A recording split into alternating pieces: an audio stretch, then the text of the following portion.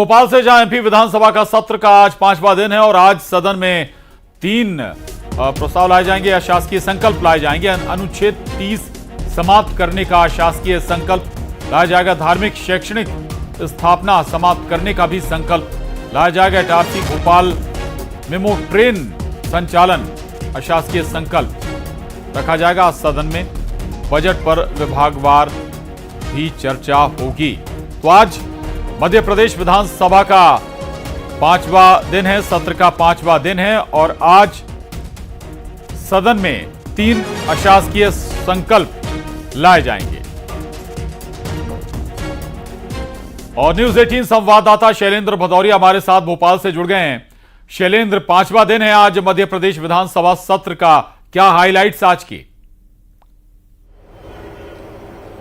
देखिए, बिल्कुल जो 5वां दिन है और कल जिस तरीके से रात 10 बजे तक जो है बजट पर चर्चा होती रही है, बहुत कम देखने को मिलता है। सामान्यतः जो है वो विधानसभा 5 बजे या 6 बजे के आसपास जो है उनका सदन की कार्रवाई स्थगित हो जाती है, लेकिन कल ये देखने में मिला कि जिस तरीके से सेकंड हाफ में बजट को लेकर चर्चा होनी थी, रात 10 बजे तक जो है वो चर्चा होती रही। और आज की अगर मैं बात करूं तो 3 जो है वो शासकीय संकल्प लाए जाने और उसके बाद सबसे बड़ी चीज जो है वो आज बजट पर विभागवार चर्चा होनी है, यानी किस विभाग को कितना बजट आवंटित किया और उसका किस तरीके से उपयोग जो है वो मध्य प्रदेश सरकार करने वाली है। तो देखिए, कल जिस तरीके से हंगामा हुआ और आज भी कमोबेश वही परिस्थितियां रहने वाली हैं, क्योंकि देखिए कल जो है संपूर्ण बजट पर चर्चा हुई और आज विभागवार चर्चा हुई। जब विभागवार चर्चा होगी तो कहीं ना कहीं लाडली बहना योजना को लेकर भी बात होगी, किसान की एमएसपी को लेकर भी बात होगी, युवाओं के रोजगार को लेकर भी बात होगी और सरकारी नौकरियों को लेकर जो वादा सरकार ने किया था उसके क्या प्रावधान किए गए हैं उसको लेकर भी चर्चा होनी है। तो बेहद खास दिन आज का है। और उसके बाद जो अगर मैं बात करूं तो नर्सिंग को लेकर जिस तरीके से तमाम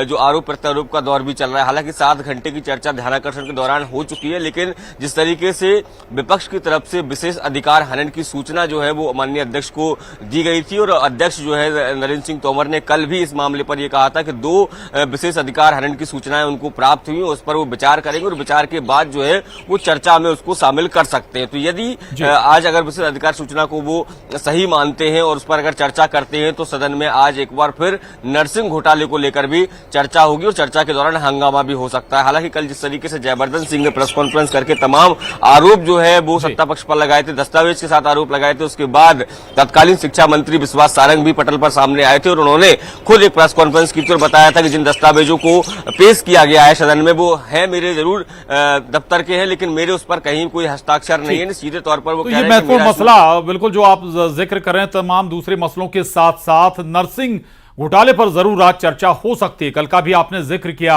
रहेगा। शैलेंद्र, आगे भी